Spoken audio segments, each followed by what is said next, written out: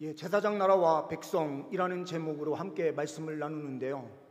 강복 79주년을 맞고 있는 올해 우리가 이 강복이라고 하는 부분을 깊이 생각하면서 달려가야만 합니다. 일본의 압제 속에서 하나님께서 놀라운 은혜로 우리 민족에게 해방을 주셨습니다. 이 해방된 민족이 진실로 하나님 말씀 앞으로 나아갈 수 있도록 이 민족을 살리는 길로 우리 그리스도인들이 깨어서 달려가야 되는 줄 믿습니다. 우리는 그 무엇보다도 늘 항상 우리는 하나님을 바라봐야 돼요. 우리의 힘, 우리의 능력으로는 이 세상을 변화시킬 수 없고 이 세상에 그 무엇을 해낼 수 있겠습니까? 하나님을 우리가 정확하게 알고 하나님을 믿는 믿음으로 나아갈 때에 이 세상도 변화시킬 수 있는 은혜가 있게 되는 줄 믿습니다. 그러므로 우리는 본문 말씀을 통하여 첫 번째, 구원의 하나님을 보게 됩니다. 4절 말씀을 보게 되면 이렇게 말씀합니다. 내가 애굽 사람에게 어떻게 행하였음과 내가 어떻게 독수리 날개로 너희를 업어 내게로 인도하였음을 너희가 보았느니라. 애굽 사람에게서 어떻게 구원했는지 우리는 말씀을 통하여 이미 잘 알고 있습니다. 하나님께서 10가지 이적과 기적을 펼쳐주셔서 이스라엘 백성들을 구원해 주셨어요. 그들은 하나님께서 은혜의 손길을 펼쳐주시지 않았다면 그들은 노예로 평생 그곳에서 살았을 것입니다. 그런데 하나님께서 그들을 친히 권능의 손을 펼치셔서 그들을 구원해내셨어요. 이렇게 구원해내신 목적은 무엇입니까? 하나님 앞에 서게 하기 위하여 주님께서는 구원 역사를 베푸셨던 거예요. 내게로 인도하였음을 이라는 표현이 나오는데요, 주님께서 그렇게 이스라엘 백성들을 구원하셔서 자기 앞에 세우신 거예요. 하나님께 서게 했다라고 하는 의미는 무엇일까요? 로마서 5장 2절 말씀을 보게 되면 이렇게 말씀을 하고 있어요. 또한 그로 말미암아 우리가 믿음으로 서 있는 이 은혜에 들어감을 얻었으며 하나님의 영광을 바라고 즐거워하느니라. 우리가 믿음으로 서 있는 이 자리가 어떤 자리인가요? 믿음을 갖는 순간 우리는 하나님의 자녀로 하나님 앞에 탁 세워져요. 그리고 하나님의 영광이 그 모든 주의 백성들을 감싸 안는 놀라운 은혜를 체험하게 돼요. 이 로마서 5장 2절 말씀을 현대어 성경으로 다시 보게 되면 이렇게 말씀하고 있어요. 우리는 그리스도를 믿음으로써 지금 우리가 서 있는 이 가장 높은 특권을 가진 자리에 우리는 은총을 받았습니다.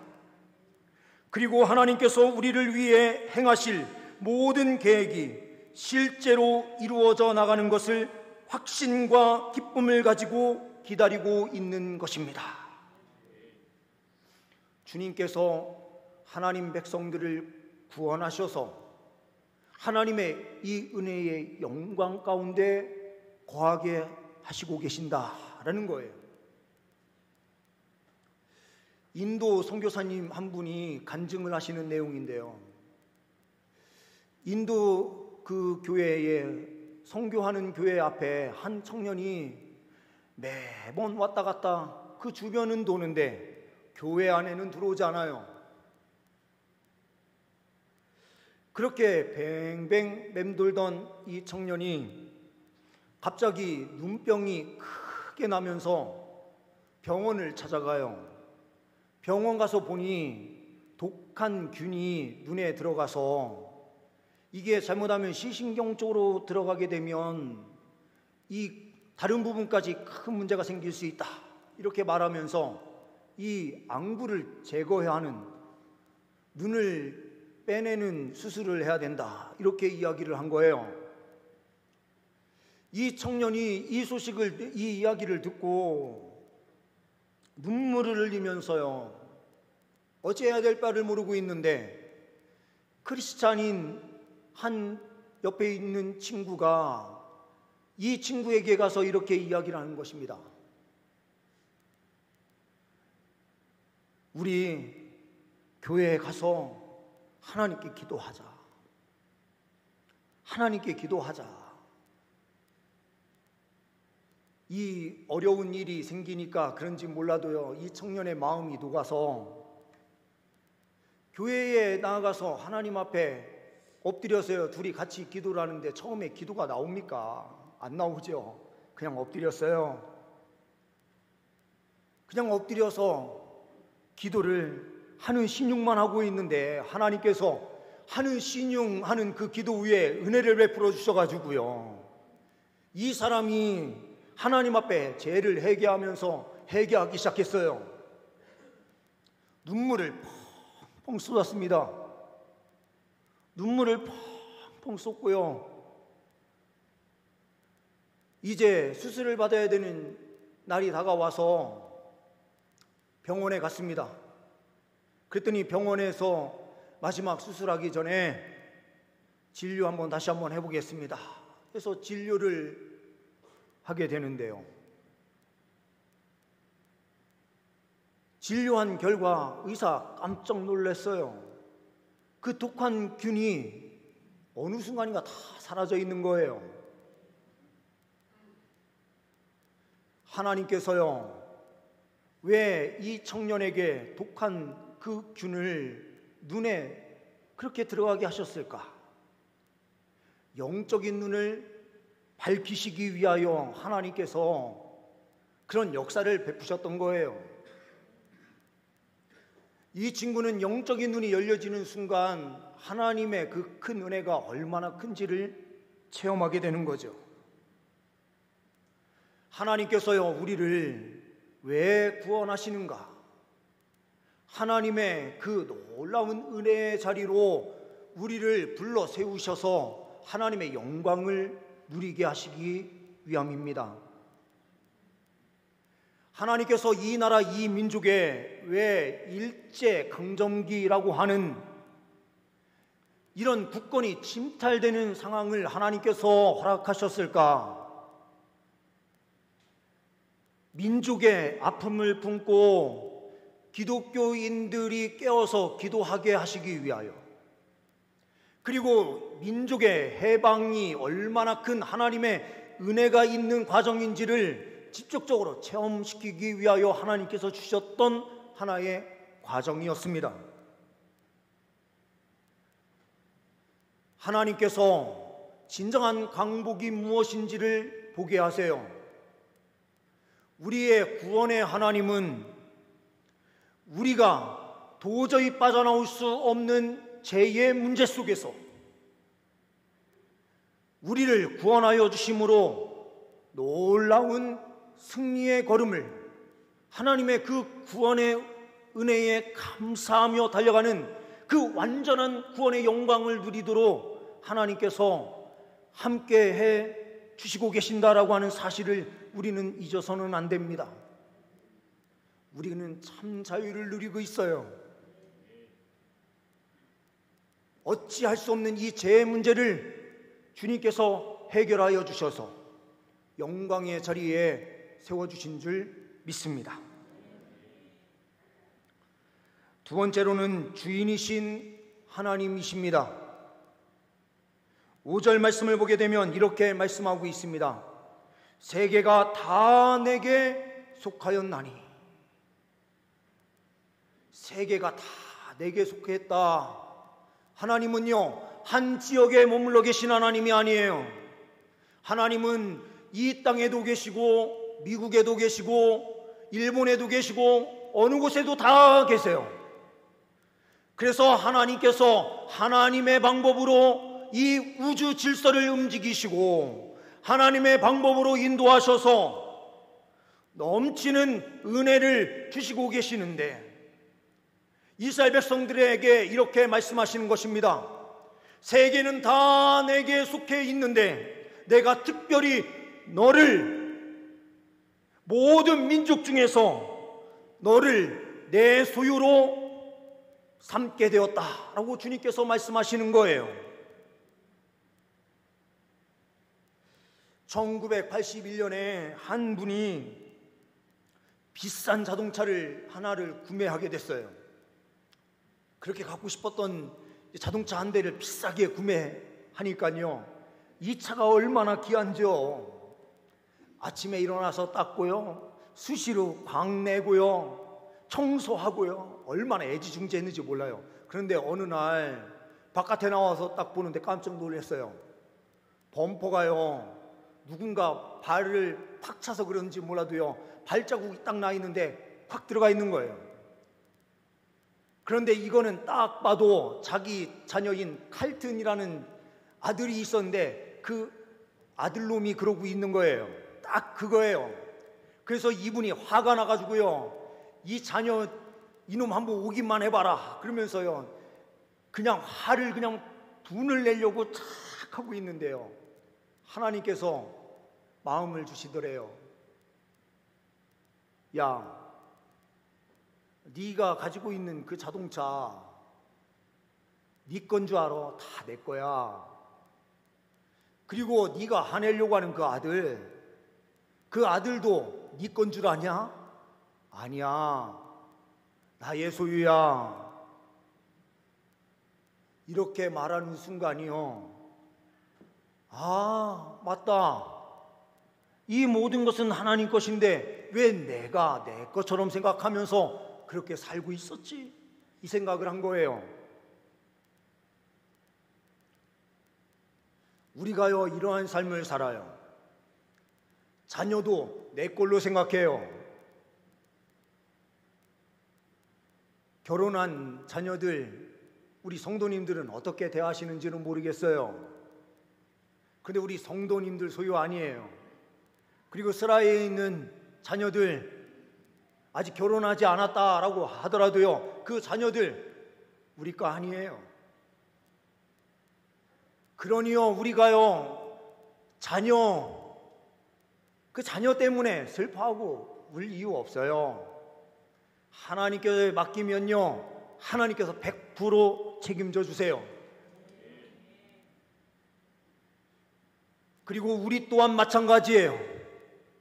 우리는 우리 것이 아니라 하나님 거예요. 우리 인생 살아가는 이 인생도 내가 주장하면서 살아가는 인생이 아니라 하나님 거예요. 그러니 하나님의 목적을 깨닫는 것이 가장 중요해요. 그래서 오늘 말씀에 이 소유를 말씀하시면서 앞부분에 뭐라고 말씀하십니까? 너희가 내 말을 잘 듣고 내 언약을 지키면 이라는 표현이 나와요. 하나님의 소유는 내 뜻, 내 주장을 펼치면서 살아가는 삶이 아니라 철저하게 하나님 말씀 앞에 세워서 우리가 하나님 말씀 앞에 순종하는 삶을 사는 거예요. 하나님 앞에 순종하며 살아갈 때에 하나님께서는 우리를, 그래, 너는 내가 소유한 보물이지, 이렇게 말씀하시면서 우리의 삶을 책임져 주시고 인도해 주시는 것입니다. 이 은혜를 누리시는 주의 백성들 되시길 소망합니다. 우리는 작은 존재 아니에요. 우주 만물, 이 세상을 통치하시고 다스리시는 그 주인 되신 주님께서 우리를 사랑해 주시고 계세요. 그러니 작은 일 때문에 낙심하거나 쓰러지고 넘어지는 인생 되지 마시고 주님 바라보시면서 끝까지 승리하시는 주의 백성들 되시기를 소망합니다. 세 번째로는 높으신 하나님입니다. 최고의 하나님이세요. 6절 말씀을 보게 되면 이렇게 말씀합니다. 너희가 내게 대하여 제사장 나라가 되고 거룩한 백성이 되리라. 너는 이 말을 이스라엘 자손에게 전할지니라. 제사장, 이 제사장은 뭐 하는 사람인지 우리는 잘 알아요. 제사장은 제사를 총책임 맡아서요 끌고 가는 사람을 우리는 제사장 이렇게 이야기하죠. 그러니 제사장이라고 하는 것은 제사를 드리는 건데요, 가장 높으신 하나님 앞에 제사를 드리며 달려가는 사람이 여호와의 제사장이에요. 제사장 나라를 삼으셨다라고 하는 이 말씀 안에는 하나님 앞에 예배하는 자로 삼기 위하여 이스라엘 백성들을 구원했고 그 민족을 세웠다라는 의미예요. 그러니 이스라엘 백성들이, 이스라엘 나라가 가장 먼저 해야 될 그 본분의 일은 하나님께 예배하는 것입니다. 그리고 이 제사장이라고 하는 의미는 또 하나가 있어요. 하나님과 사람 사이에 중보자, 다리로 서 있다라는 거예요. 물론 우리 인간이 중보자가 될 수 없어요. 예수님만이 완전한 중보자가 되셔서 주님께서 그 모든 일을 완성하셨으니 더 이상 중보자는 필요 없어요. 그런데 우리가 중보자로 세워지는 순간이 있는데 그 순간은 언제인가?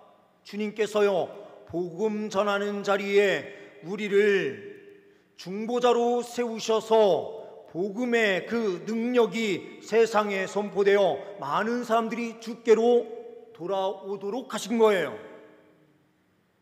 베드로전서 2장 9절 말씀에 이렇게 말씀하고 있습니다. 그러나 너희는 택하신 족속이요 왕같은 제사장들이요 거룩한 나라요 그의 소유가 된 백성이니 이는 너희를 어두운 데서 불러내어 그의 기이한 빛에 들어가게 하신 이의 아름다운 덕을 선포하게 하려 하심이라. 아름다운 덕을 선포한다. 이게 어떤 의미입니까? 주님의 복음을 증거하는 자리로 나아간다라는 것이죠. 바울 사도는 자기 자신의 그 사도적 역할을 뭘로 표현하고 있는가? 로마서 15장 16절 말씀을 보게 되면 이렇게 말씀하고 있어요. 이 은혜는 곧 나로 이방인을 위하여 그리스도 예수의 일꾼이 되어 하나님의 복음의 제사장 직분을 하게 하사 이방인을 제물로 드리는 것이 성령 안에서 거룩하게 되어 받으실 만하게 하려 하심이라. 하나님의 복음의 제사장 직분을 감당한다는 것은 무엇입니까? 세상 사람들을 예수 믿게 해서 주께로 오게 한 후에요 이 사람들을 제물로 드린다라고 표현되고 있는데요, 제물로 드려진다라는 것은 어떤 의미인지 우리는 로마서 12장 1절 2절 말씀을 통해서 분명하게 보고 있어요. 영적인 산 제물로 드려지는 예배, 이 예배가 참 예배다. 그러니 이스라엘에 있었던 사람들뿐만 아니고요, 주변에 있는 모든 사람들을 주께로 인도해서 그 사람들이 하나님 앞에 온전한 예배자로 서서 참된 예배를 올려드리는 순간 우리는 그 사명을 다한 자리가 되는 거예요. 높으신 하나님, 최고의 하나님께 우리가 해야 될 일이 무엇입니까? 우리가 하나님 앞에요 바른 예배자로 서는 것뿐만 아니라 열방이 주님 앞에 나와 예배할 수 있도록 그들도 하나님 앞에 산 제물로 드려지는 영적인 참된 예배자가 될 수 있도록 하는 것, 이것이 바로 우리가 이 땅에서 감당해야 될 일입니다. 주님께서 우리에게 말씀하시는 거예요. 우리는 이 땅을 살려야 되는데 이 땅의 진정한 강복은 사람에 의하여 만들어지는 것이 아니라 하나님께서 우리를 구원하여 주심으로 하나님 앞에 세워서 그 영광의 은혜를 우리에게 주시듯 우리 또한 세상에 있는 수많은 사람들을 주께로 인도하여 하나님 앞에 세움으로 하나님의 영광을 누리는 자녀들이 되게 하고 우리가 제사장으로서 하나님 앞에 철저한 예배자로 세워지듯 세상 수많은 사람들도 하나님 앞에 예배하는 예배자로 설 수 있도록 하라라고 우리에게 명령하시는 것입니다. 제사장 나라, 그 백성, 이것은 철저하게 높으신 최고의 하나님께 예배할 때에 이루어지는 것이요, 가장 우리를 사랑하셔서 구원해 주신 그 하나님 앞에 온전하게 세워지는 영광, 그리고 이 모든 삶이 우리의 소유가 아닌 구원하신 하나님 것임을 고백하면서 우리의 인생을 주께 드려야 된다라고 주님은 말씀하시는 거예요. 이러한 삶을 저와 우리 성도님들 삶 속에서 나타날 때에 이 땅은 진정으로 치료되고 회복되는 진정한 광복을 맛보게 되는 줄 믿습니다. 이 은혜가 이 땅 위에 펼쳐질 수 있는 은혜가 있기를 소망합니다. 기도하십니다. 하나님 아버지, 우리를 구원하여 주신 하나님의 은혜에 감사하는 삶 살게 하여 주옵소서. 감사할 때마다 하나님께서 은혜의 자리에 우리를 세워주시고 주의 영광의 빛을 비추어 주시는 줄 믿습니다. 주님의 그 은혜로 사로잡힌 주의 백성들, 우리 인생길이 우리 손에 달려있는 것이 아닌 주인이신 하나님 손에 달려있음을 온전히 고백하며 우리의 삶을 주께 맡겨드릴 수 있도록 인도하여 주옵소서. 최고의 하나님, 가장 높으신 하나님께 진정한 예배자로 서서 예배하는 인생, 세상을 열방을 주님께로 돌이켜 예배한 자로 세우는 일에 우리가 헌신하며 달려갈 수 있도록 인도하옵소서. 우리 주 예수 그리스도의 이름으로 기도하옵나이다. 아멘.